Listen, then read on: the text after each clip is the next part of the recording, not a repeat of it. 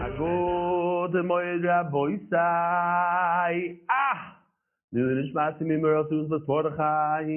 We are holding on the bottom of that Pei Omid Aleph, the last line. Once again, we have easier Gemaras today. A lot of it is repetitive and very, very similar to the Mishnayos that we had up until now. Says the Gemara in Meviim Loim Beis Hazvalim. It says in the Mishnah that you shouldn't bring the wine, the oil. Sorry, we're talking about oil here. Tekoya is the best place for oil. So it says don't bring oil from a field that has fertilization. Then it says, on pinknoin is possible. On pinknoin we said, the Mishnah is olives that grew a third. Says Gemara, so there's a shaila in the Mishnah how to be goris. Rashi seems to be goris possible, although in the Mishnah, in your Mishnah might say kosher.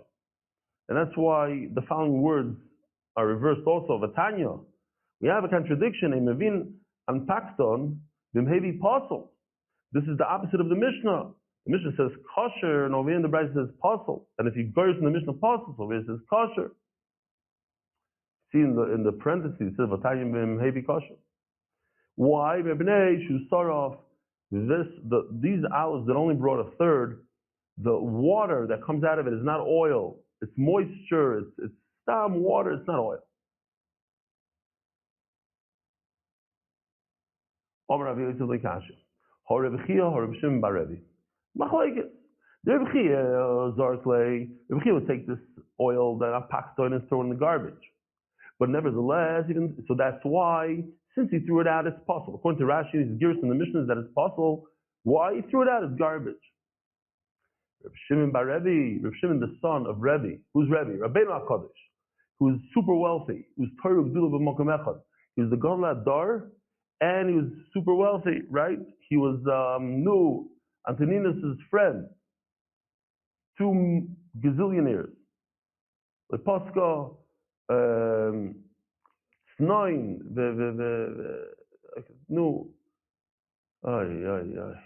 can't recall.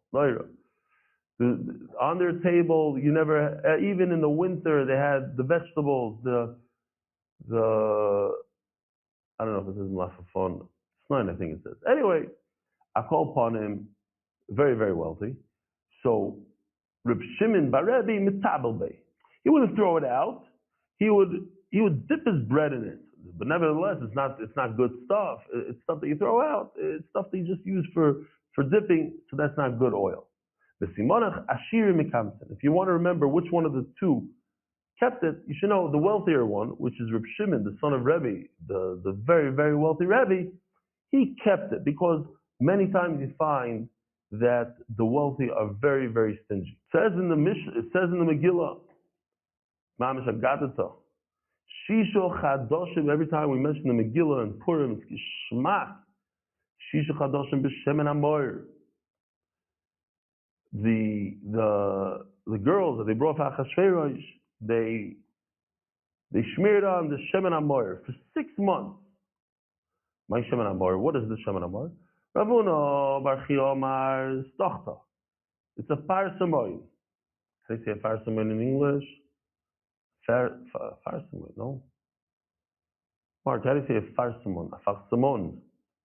Aleph, Pei, Reish, Samach. Parsimon. Yeah. So it was special oil.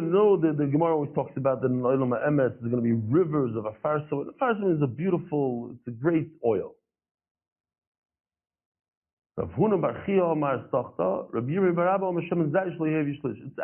actually olive oil or olives that didn't bring a third. You make oil from it. That's what they smeared on these women.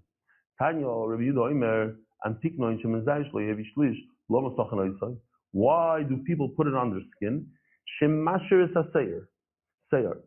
removes hair. Zog the Gemara. You don't bring olives that were soaked in water. If it's pickled shaluk, if it's boiled sharui, it's soaked in water.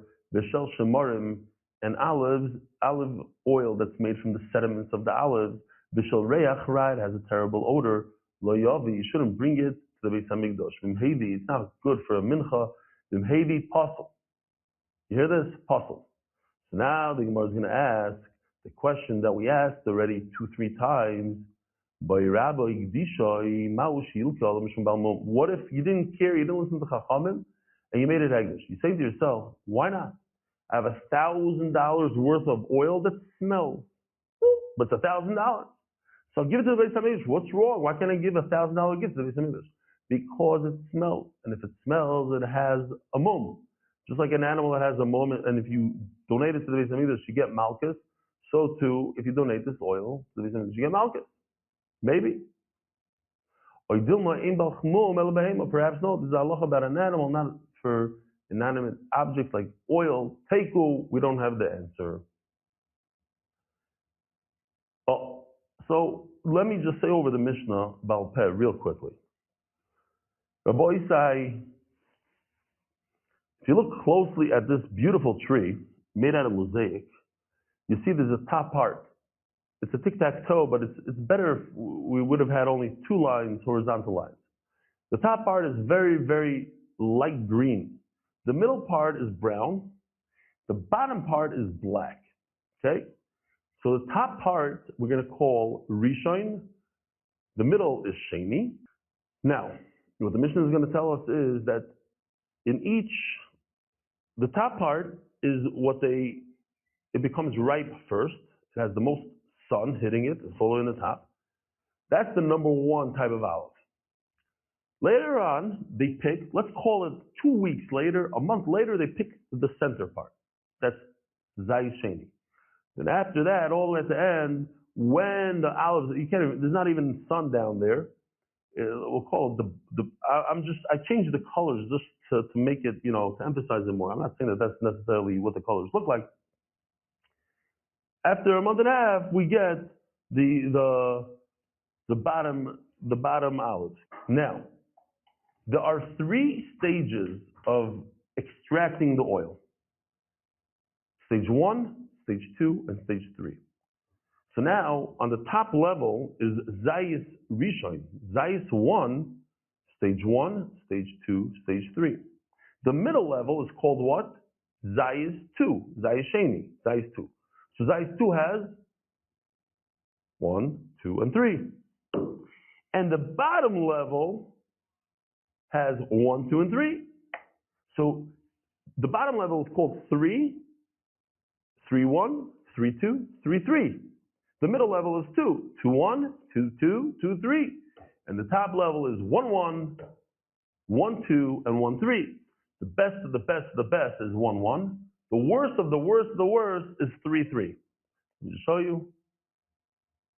Oh, you see, the Mishnah is going to tell us that step 1 is to take the mortar and pestle and crush it. And the oil that comes out of that is 1, 1. It's from Zayis Rishon from the top, and it's step number 1. So it's called 1, 1. After that, we put it under a beam, and it extracts oil. So that's Zayis Rishon, 1, step 2. So it's 1, 2. It's called a 1, 2. After that, you take the oil, you take the olives, and you put them under stones, Rechayim, and you grind it. That's step 3. So now we're looking at it, Zayis Rishon, 1, step 3. 1/3. We do the same exact thing all over again, but with the middle olives. So the middle olives are called Zayis Sheni, 2. Step 1 is to take the mortar and pestle. So that's 2, 1. Zayis Sheni, 2. And step 1, we'll even call it, how do you say, in Hebrew you say Sug Aleph, Sug Bet. How do you say grade? It's a grade 1, the top grade. So Zayis Sheni has grade 1 oil, it has grade 2 oil, and grade 3 oil. And then you have Zayis Shlishi. All the way in the bottom is the 3rd one. And it also has 3 steps, 1, 2, and 3. All right, so let's see all this in the Mishnah. It's very, very simple. It could get confusing when I say 1, 3 and 2, 3. What's 2-3, Rabbi Isai? Zayis Sheni, the third step. What's 3-2? Zayis Shlishi, the bottom olives. Second step. That's 3-2. Great. I'm going to teach you a trick, a phenomenal trick for the sugya. It's going to make everything so easy. Says the Mishnah Shlosh Zaysim Hein. There are 3 periods of time that we reap. How do you say reap in English? Harvest. Can you say harvest the olives? You harvest the olives 3 times. And in each harvest, the top harvest has 3 different extractions and grades. And the second one, the middle one has 3, and the bottom one has 3. You gather the top part of the tree, the koitesh, and you pound it with a mortar and pestle. And you put it into a basket. You don't put it in the basket, Rabbi Isai, not inside, which touches the bottom, but inside, which touches the wall. I'm going to show you a beautiful video done with mosaic tile, a great, great artistic piece. Now, Rabbi Yehuda argues on all 3 levels. We're going to keep on showing this mark for a second. Zerishon. That is grade 1 from level 1. The top olives, level 1, they have grade 1, which they smash with the thing. I'm going to ask you questions, so you better chop what's going on there. Can't wait.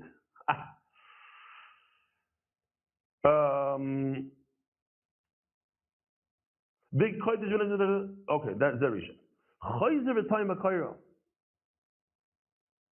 So let me just show you first. Yeah, let me show the few steps here. Koitesh. This is Ktisha. Take the mortar and pound it into the pestle.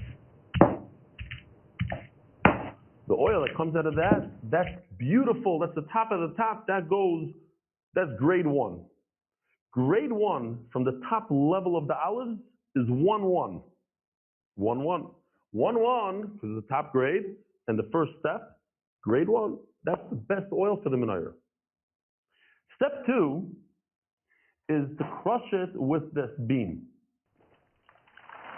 So the oil that comes out of this is number 2.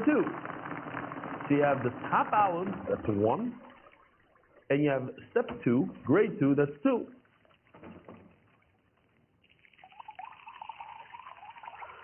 How many points does this guy get? How many points should we call it? Is it worth? This is worth 3 points. Why? Because it came from the top of the tree, that's a 1, and it's step 2, it's 2. 2 plus 1 equals 3. All right. You take the olives and you crush them under the weight of a beam. Do not do it with the weight of the beam. It's too heavy. Do it with stones. It's much lighter. So it gives you less trauma to the olive. It's better oil. Zesheni, that's process number 2. So if we look over here in the chart, all 3 levels have the 3 processes. We're holding in this process right over here, the middle one of crushing it with a beam. Number 3 on the list is toichet. You go ahead and you grind it with those stones, the ton, you put the stones on it. Zeshlishi, that's the 3rd process. Harishain, the menorah. From the Zayis Rishon, step 1 is great for the menorah. V'hashar, 2 and 3 is good for Menochos, the Menochos. Hasheni, now we're holding in the second Zayis Sheni, meaning the middle level of the tree. It's so simple, Rabbi said, just the numbers might be confusing. Hasheni migarger shagag. It's about the height of a rooftop. The koitesh v'noisin l'techasal. You take the mortar and pestle and you crush it. Rabbi Yehuda oimer svivas. Don't put it on the bottom of the basket. Put it on the side. Zerishon. That's the first step. That is grade 1. That's worth 1 point. Then you take it and you put it under the weight of a heavy beam. Don't put it under a heavy beam, put it under stones. Zesheni, that's grade 2. That's worth 2 points. Then you take it and put it underneath the grinder, Zeshlishi, that's grade 3. That's worth 3 points. And we're talking about the second zayis. So grade 3 and the second zayis, the middle of the tree, is worth 5 points. The first oil that comes out from zayis sheni goes to the menorah. We're going to do this over and over. Now we're doing it for the third time.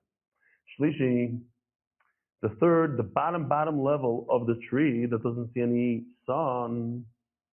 You should put it into a barrel until it spoils, until it softens up. You bring it up and put it on your rooftop and you dry it out. You take the mortar, crush it and then you put it into the bottom of a basket and the oil comes out from the bottom. Don't put it on the bottom, put it on the side. That's grade number 1. Then you continue, you put it underneath the beam. Don't put it on the beam, it's too heavy, put it under stone. The oil that comes out of it is grade 2. And you put it under the grinding stone, that's the third grade. The first one goes to the menorah. Did the Mishnah say, did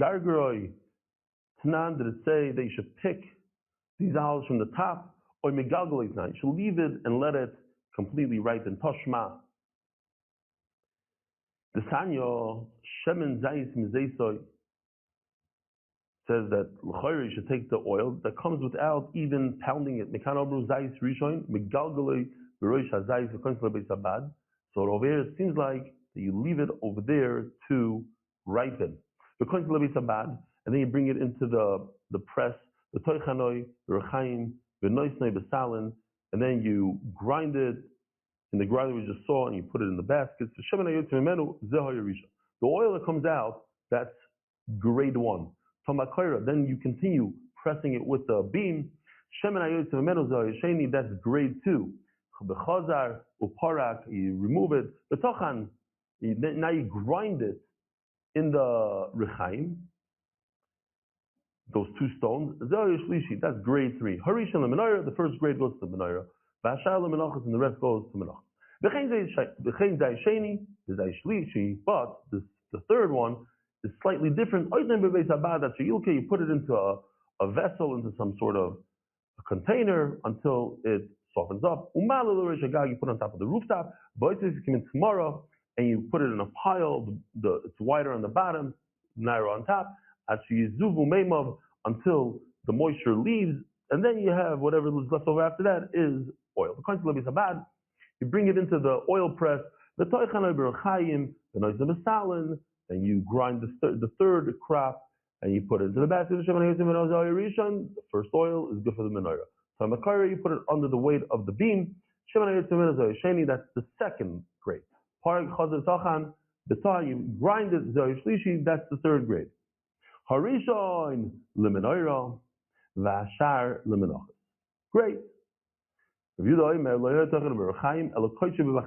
is different than our Mishnah. He says no. The Brisa which says that you grind it with the stone is not like our Mishnah. I say you should first pound it with the mortar as we saw in the Mishnah. And you don't. Review the argues 3 things. First of all, you don't grind it, you pound it with the mortar and pestle. Second of all, you don't use the beam, you use stones. And you don't put it in the bottom of the basket, you put it on the side of the basket. Says the Gemara, we have a problem here. Who says that you pound it with the mortar and you don't grind it? Rabbi Yehudi, that's always Rabbi Yehuda. That's Rabbi Yehuda. But in our Mishnah, Chodesh was the Tanakama, not Rabbi Yehuda. In the bottom of the basket, that's Rabbanan. Rabbi Yehuda always says on the side of the basket. Says Gemara, you're right. It's a little problem. Is it Rabbi Yehuda or Rabbanan? This Tana holds that you do ktisha and you put it on the bottom of the basket, so he holds like you review the one and he argues on the other.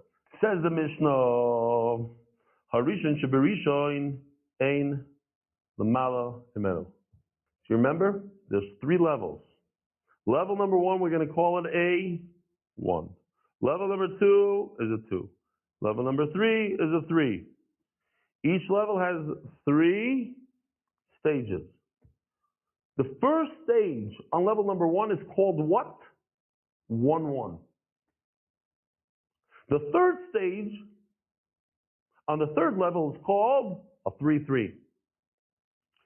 How many points is a 3-3 worth? 3 plus 3 equals 6. How much is a 1-1 worth? 2 points. The lower the number, the better the quality of the oil is. There's no better quality than a 1-1, and there's only 1-1-1. There's only one level 1, stage 1, that's a 1-1. Level 1, all the way at the end, the stage 3, is how many points? 4. 3 plus 1 is 4. So, what else is a 4? A 4. 2-2. Or 3-1, 2-2, and 1-3. Right? Those are all 4s. It says the Mishnah. Harishon Sheberishoin En Lamala Himenu. There's nothing better than 1-1. Hasheni Sheberishoin, a 2-1, is it worth how many points, you see? 2-1 is worth how many? 3. Varishon Shebasheni, and a 1-2, Shavim. 1-2 and 2-1 are both 3. They're all worth the same. Here, so let me just show this. Let me see if I can blow up the 3 here. I don't see the 4s are blowing up. Yo, here we go. The 3s. The 3s are moving. Evolving. Hashlishi Sheberishoin. The last stage on the top line is a 3 plus a 1 equals 4. V'hasheni Shebasheni. And the second stage on the second line, that's a 2 plus 2, that equals 4. V'harishon Shebashlishi. And the bottom line, but the first one is also a 4. Shavim. So let's blow up the 4s here. See, these 4s are all equal. In other words, if you go into the store and on the bottle of oil it says a big 4, so I know it's either a 2-2, a 3-1, or a 1-3. Gewaldig. If Yitzi got it, you all can get it. Not really, because you see it comes from a mishpachas of geniuses. The shields are all geniuses. Be'emes, I'm not joking. Their mother won the Chidona Tanachi when she was how old? We don't go there. We don't talk about it. But it's true. Mom is geniuses. All right. The Bar Shenim Abed Tipo kind of people. But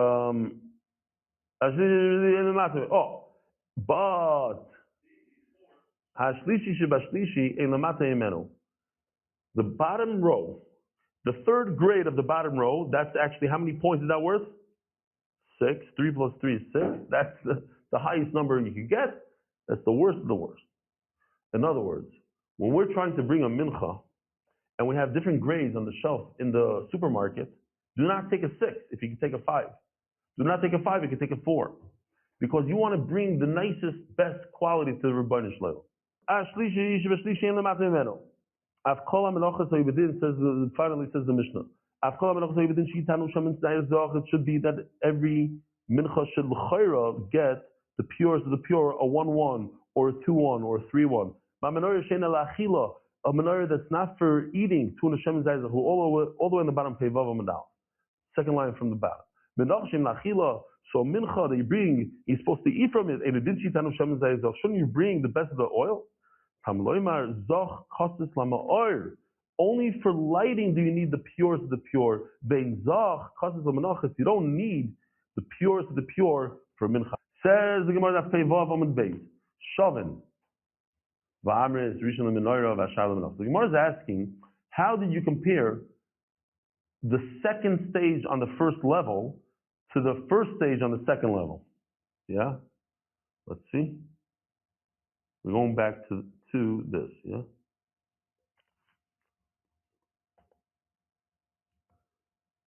The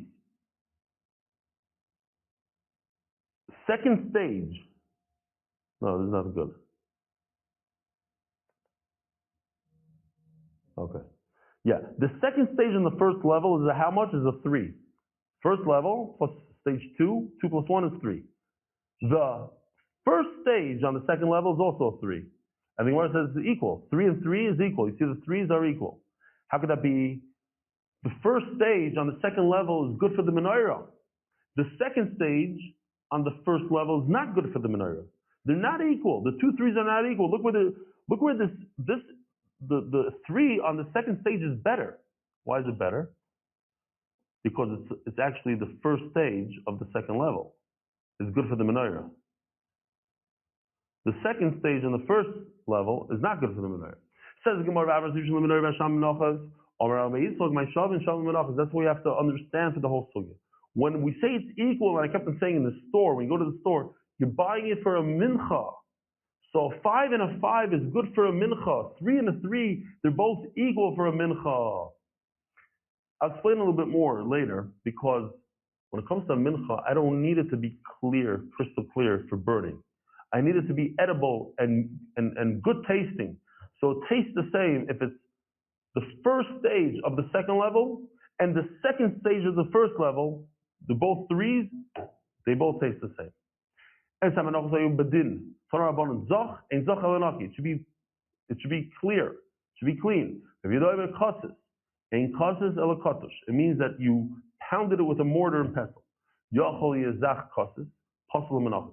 the Gemara has a hava mina that the very, very best oil, the clearest oil, should be no good for a mincha. That it's good for a mincha. The Yisar and Soilus is referring to the mincha. It says kassis is good for it. Why does it say in the Torah that it's for lighting only? It's to save money. The Torah, Rebbeinu Shalom, cares about you saving money. I got it there, Rabbi side. Hashem doesn't need your light. It's not for him. It's for you. I don't need its light. Check this out. It's a simple picture, not a great one. But look at the shulchan. It's in the north. Look at the menorah on the other side in the south. Usually you take the light, you take the candle. If you don't have lights in the ceiling like we have today, in those days, you take the candle, put it next to your food so you can see what you're eating. Hashem says, I don't need it next to my table. I don't need either. I don't need your food, I don't need your bread, and I don't need your light. So let me just show you what it looks like today. Yeah? Givaldik, what Yoshi did here. Look at this.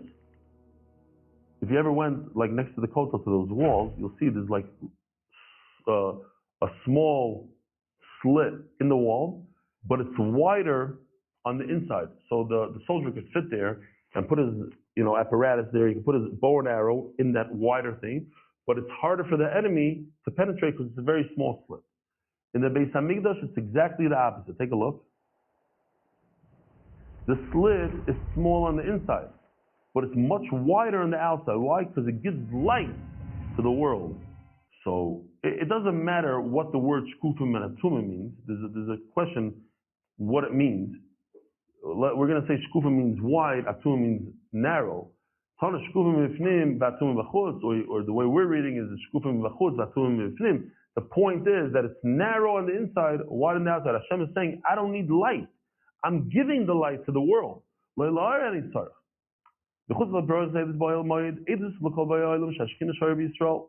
It's a witness to the world that Klal Yisrael is going to have the Shekhinah, they're not. That's why they're so jealous of us. The chosen nation, chosen people. Jealousy. And if you say, Hashem needs the light, today is literally one of the first days that we are walking in the midbar.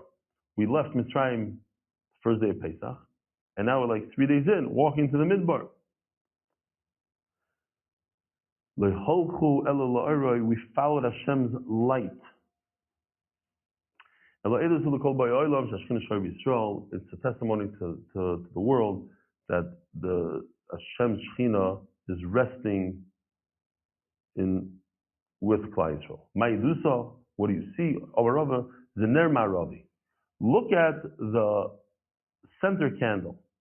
One pshat in Rashi is Ner Maravi because it's facing west. All the flames are facing it, as you see over here, but it itself, the middle one, faces west. That's why it's called Ner Maravi. That's one pshat. You put in the same amount of oil in the middle one as its friends. But